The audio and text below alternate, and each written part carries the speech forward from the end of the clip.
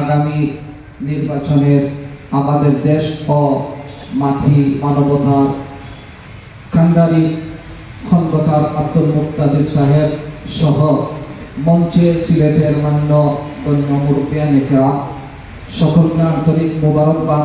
বিশেষ করে আমাদের মতো ইমাম মুয়াজ্জিন সাহেবদেরকে নিয়ে এত বড় বড় ব্যক্তিত্বদেরকে নিয়ে একটি মত বিনিময় সভা আয়োজন করার জন্য সবাইকে আবারও মোবারকবাদ।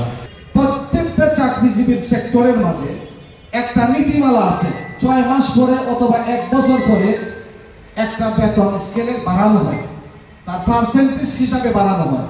কিন্তু আমাদের যে ইমামতির চাকরি চলছে তো চলছে 10 বছর 15 বছর, এমন 10 বছর পরেও যদি বলে যে আমরা কিছু বাড়ায় দেন পুষাইলে তা হ্যাঁ লেগে চলে যাবে।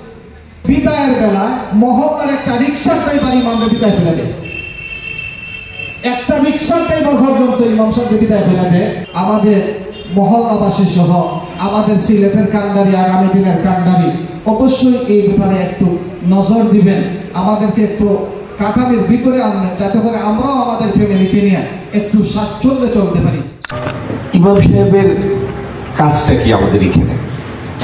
না আমাদের নেতৃত্ব দেন, যে আমাদের নেতৃত্ব দেন, তার মানেটা কি? তার মানে হচ্ছে আল্লাহর শিখানো কথা বলে আল্লাহর সাথে যে সংযোগ স্থাপনের কয়েকটা মুহূর্ত, সেই সব থেকে পবিত্র কাজটাতে তিনি আমাদের নেতৃত্ব দেন, তাই তো ইমাম সাহেব?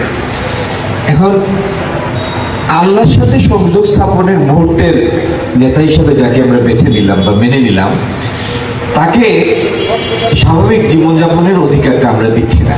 যিনি নামাজ পড়াবেন, যিনি মসজিদের দেখভাল করবেন, তিনি যদি না জানেন যে আমাকে যে কেউ সরিয়ে দিতে পারে, এই বোধটা থেকে, অনুভূতি থেকে তুমি যদি বেরিয়ে আসতে না পারেন, তাহলে তার মধ্যে সেলফ এস্টিম হয় না, আত্মমর্যাদার একটা বিষয় জাগ্রত হয় না।